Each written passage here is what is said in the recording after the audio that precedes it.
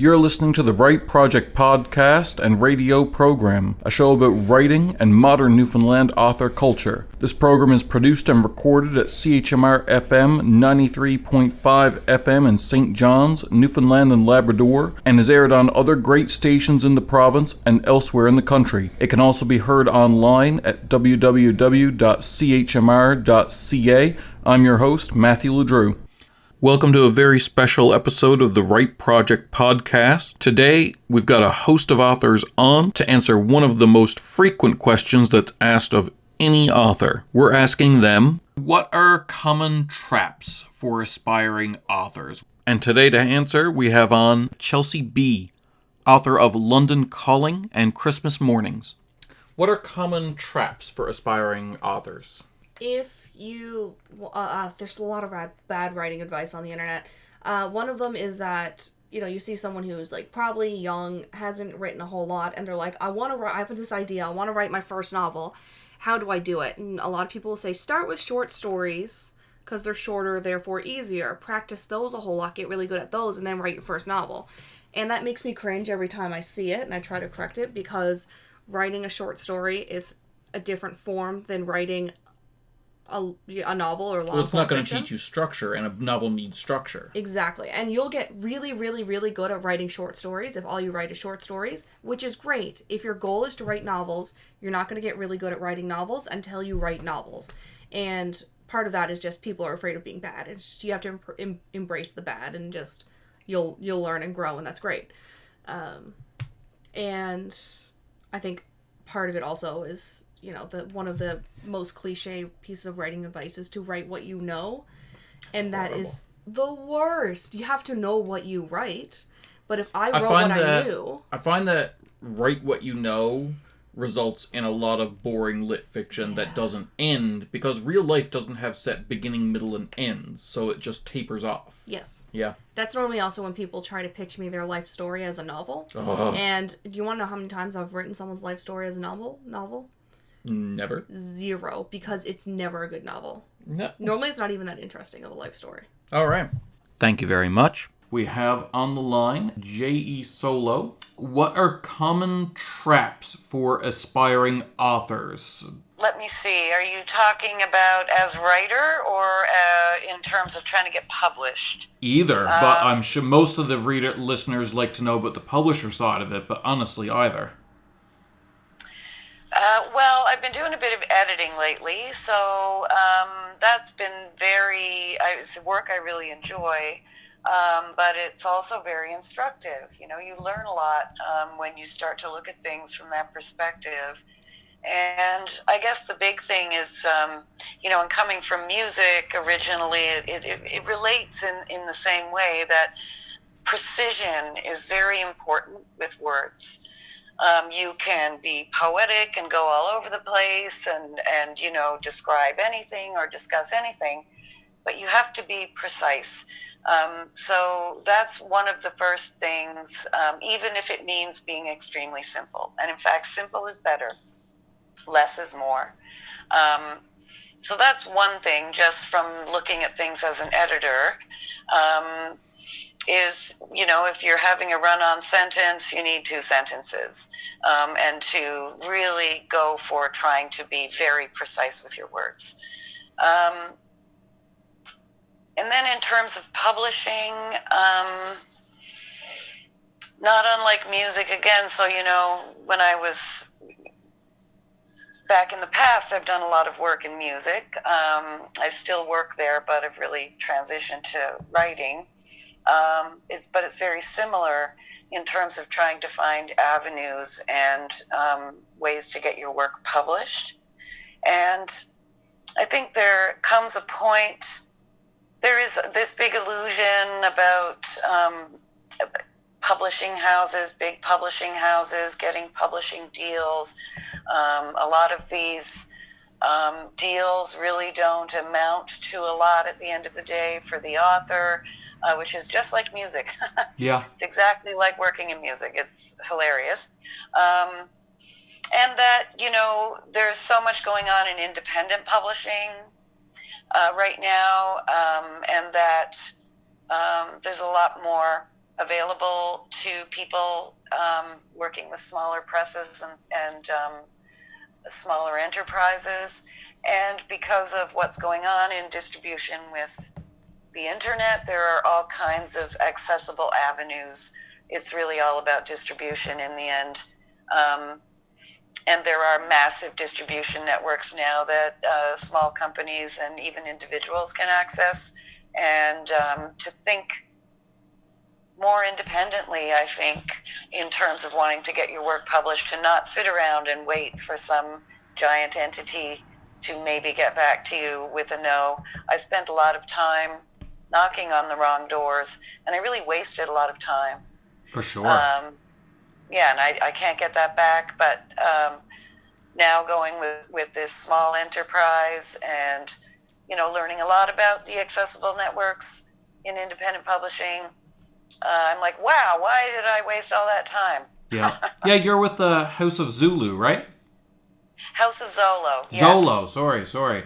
Pronunciation is, people do that with this is wonderful because people do that with my publishing company. It's Engine Books, but people call it, because I didn't spell it like a car engine, it's ENGEN, people will just call it any number of things. Totally understood, yep. Yep. I love what Engine Books is doing, by the way. Oh, Speaking thanks. of independent publishing, yeah. I actually really like what House of Zolo is doing over there because, and this is meant as a compliment, but like sometimes I'll see an indie press from like outside Newfoundland that's doing something, and I'll like in my head I'll go like, oh man, that's cool. That's that province's engine. Not that I'm like, you know what I mean? Yeah, no, that's neat. That's cool. It is cool. I hope we can all work together on something sometime, like even like co-publish something. That might be fun. Hey, I'm sure that could happen. Yep. Thank you very much. Next on the line, we have author Shannon Green. Shannon Green is a gifted author with a talent for the strange and has been recognized in both the genre community and the contemporary literary community for his pursuits. In the past, he has been shortlisted for the 1996 Arts and Letters Award and has as well won the 2015 Audience Choice Steampunk Newfoundland Showcase. Green has received praise for his stories The Wine Dark Sea in Chillers from the Rock, as well as his stories in Fantasy from the Rock, Dystopia from the Rock, The Hamthology, and the just-released Flights from the Rock. Thank you for joining us, Shannon. What are common traps for aspiring authors? From what I've seen, it's the pay to publish, where the companies will trick you into thinking, oh, we're going to do everything for you, and you end up having to pay just for everything on your own, and the publishing company does nothing to help you out.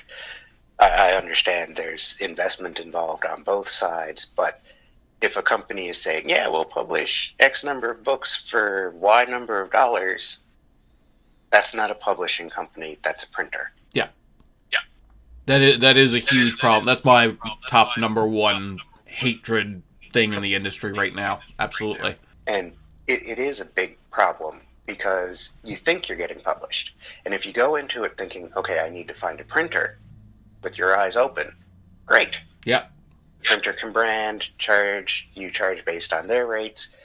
But if you go in thinking, I've got a publisher, and all their support is, we need more money from you, that really isn't a publisher. That's the taxi driver who picks you up and expects you to drive the car and then pay him too. Yeah. Yeah, it is the tail wagging the dog, for lack of a better analogy. But it's also creates this huge problem where, like, yeah, the poor author that this happened to might not know the difference, but then they're entering the world of authors, and, like, you're out at an event or something like that, and you say to anyone who knows the difference, and you're sitting there demanding to be treated like you're published like the rest of them, and they're like, oh, no. Like, you know what I mean?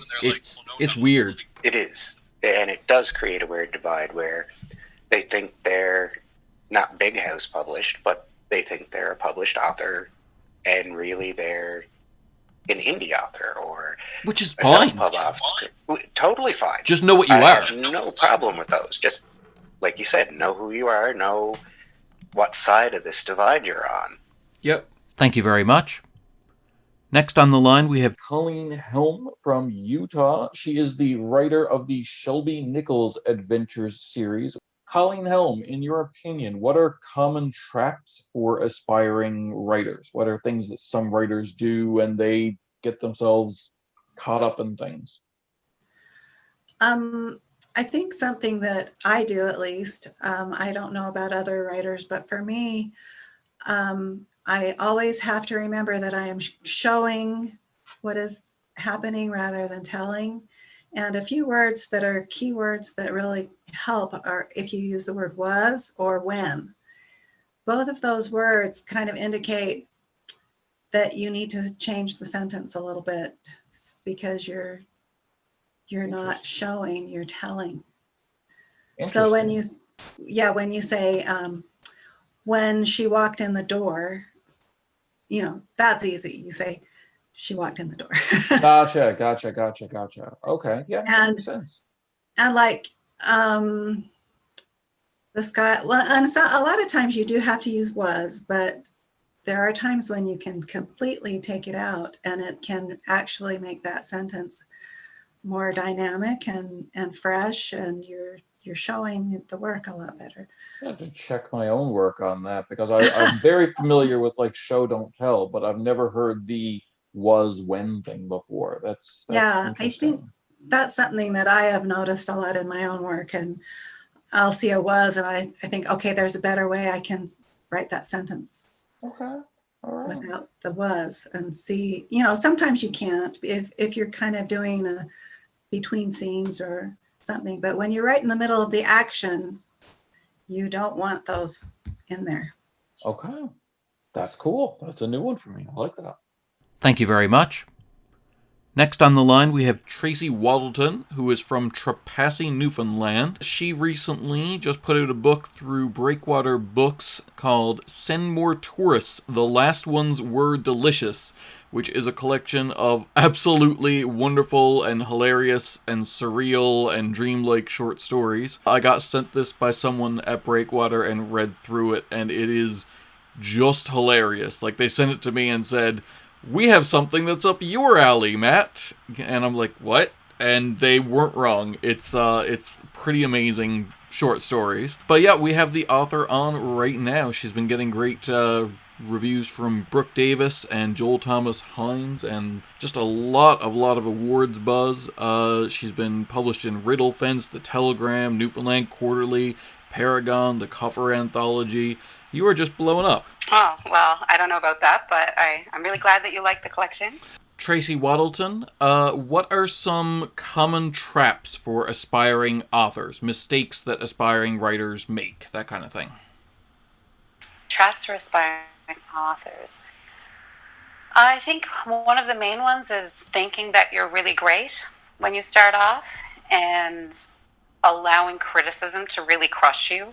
I mean, I remember I faced this like around other people who are starting to write, but when I was first beginning, I wrote this story and I was just like, I'm going to be a writer. I brought it to my friend who was a writer and said, "Can you please read this?" And I was just so gung-ho, and I'd finished a thing. So I felt really confident about it. And he handed it back to me like a week later, covered in red ink, literally just everything almost crossed out. Like to fix it would have been a complete rewrite. It was almost like the entire story had just been X'd out of existence. Yep. And I was so crushed. And I kind of like sat back for, I think a year or two after that before I started writing again. It just like really affected me because it feels like a big deal to finish a story, and then to have somebody like criticize it to that degree or any degree can be really, really harsh. And I sort of internalized it as I'm not good at this, I can't do this, and I kind of went back in the shadows again. I think I see a lot that happen to a lot of writers where they're either overly confident about bad work and they don't, not bad work, but beginning work, and they don't try to do better, or they allow the criticism to completely crush them and they give up. So, first drafts always suck.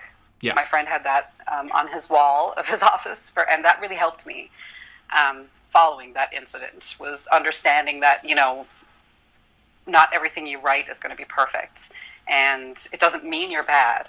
Everybody starts out from somewhere, and generally that's not good, right? I mean, we all have to start learning. You learn by doing. Yeah. It's you're not just born this brilliant writer. You know, you have to work on it,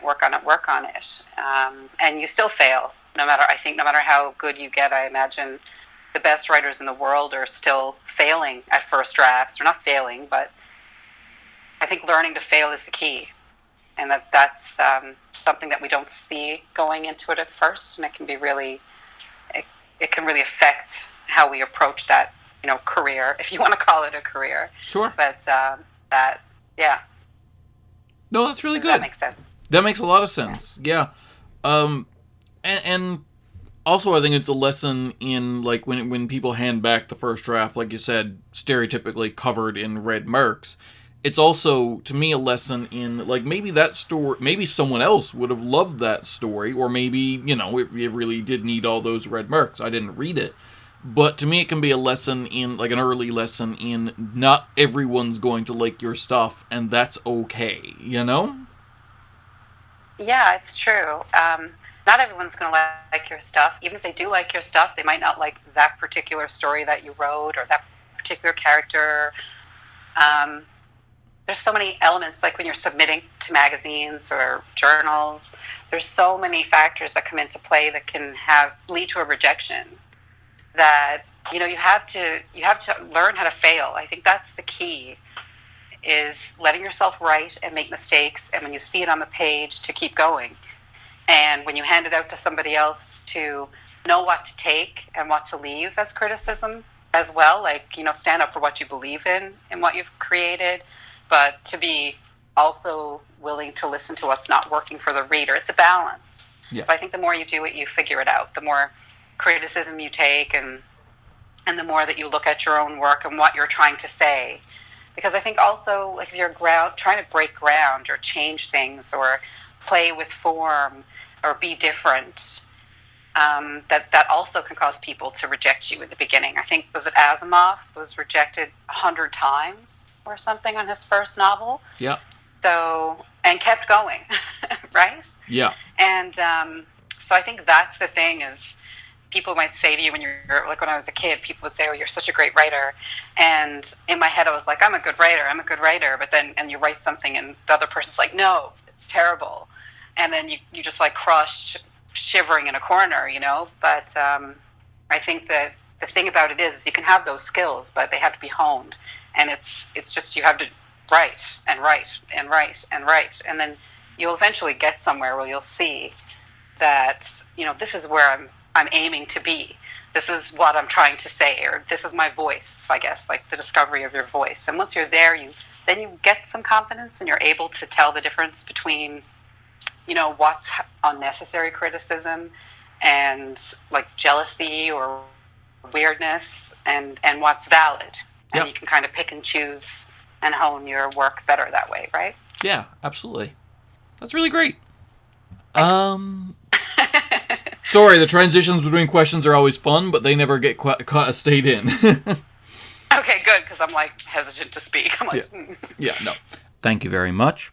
Next up, we have B.C. Laybolt, the Canadian independent author of the 10th Lunan Regiment series, a military sci-fi saga. He also writes an immersive dark fantasy series. His current titles include To Drown in Sand, Juris Lunans, To Drown in Ash, The Dog, Bone, and Upon a Wake of Flame.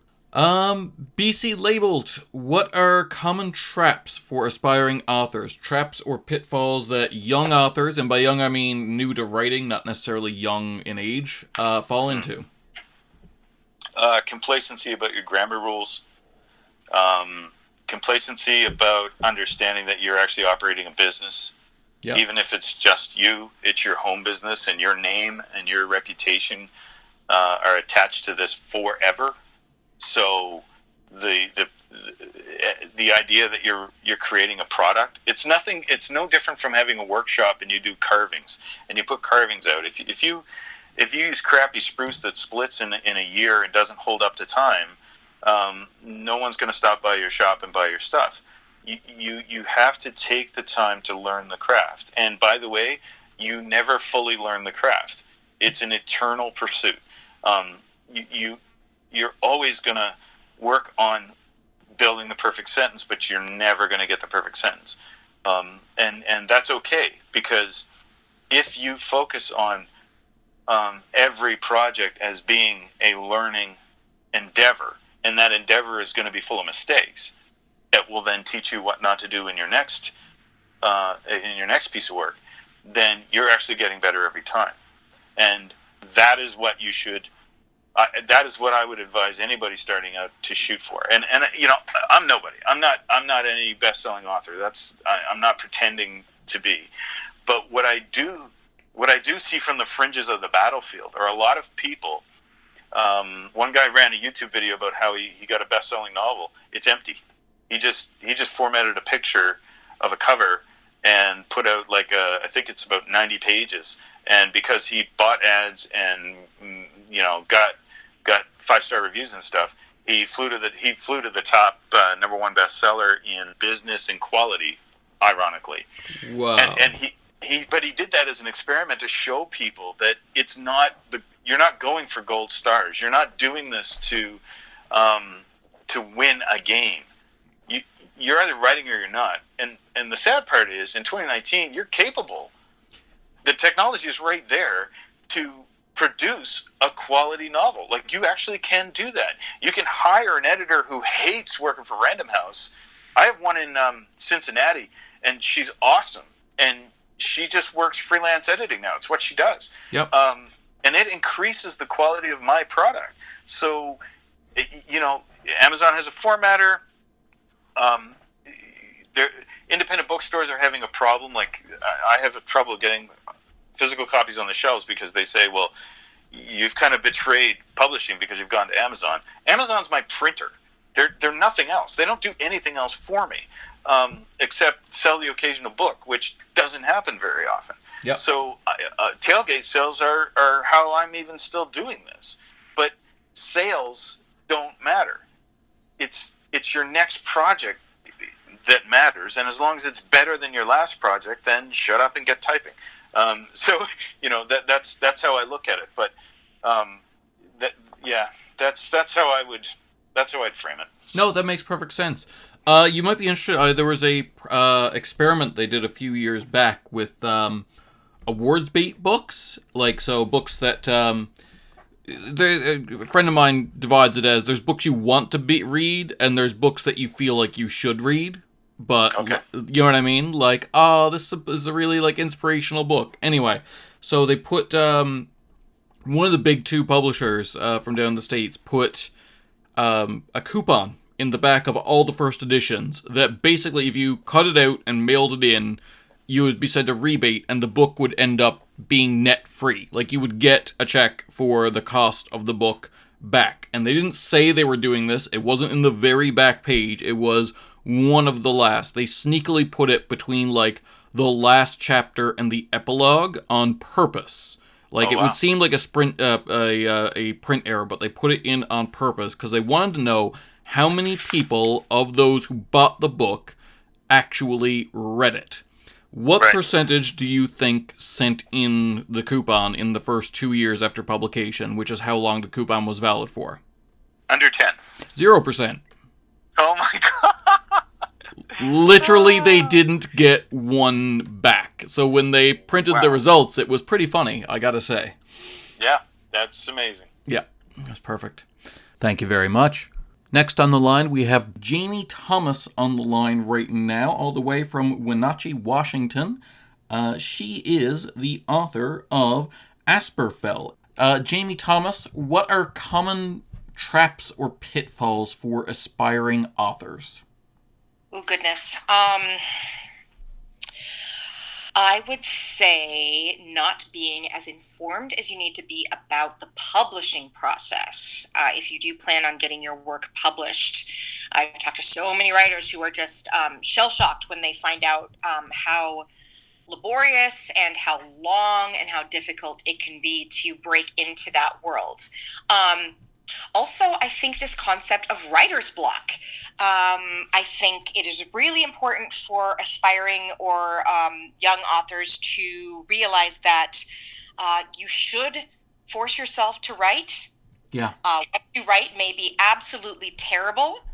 That's great. At least it opens the floodgates. And from that, you might be able to glean a teeny bit that isn't. Yeah. So I think that constantly kind of, well, I'm not really in the mood to write sort of thing. Well, or my creative inspiration is sort of, in the trash right now. Write anyway. Yeah. And from that, you might be surprised. Yes, the publishing thing. I actually really agree on both points, but yeah, like, can you imagine any other, it's people that don't treat it like a job, honestly, but like, can you imagine any other profession? Like, you go up to the grocery store and you go to check out, and the person at the checkout counter says, "I'm kind of got grocer's block today. I don't really want it." Yes, exactly. Yes. Yeah. Yes, you need to just power through that. And especially with first drafts, just get it down. Writing is rewriting, and writing is revising, and writing is editing, and those things will come later, but get it out there, get it down.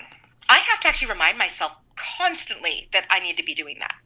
I have a mantra that I always say to my students. Ooh, I don't know if this is something that's out there in the world, like if you've heard this before, but perfect is the enemy of good, and good is the enemy of done. Oh, I like that. Yes. I really like that. That's good. That's good advice. I might steal that. Yeah. I'm going to write it and put it above my my computer. Oh my goodness. I have written, like, one night I sat down, I was like, okay, you're going to do this. I wrote a paragraph.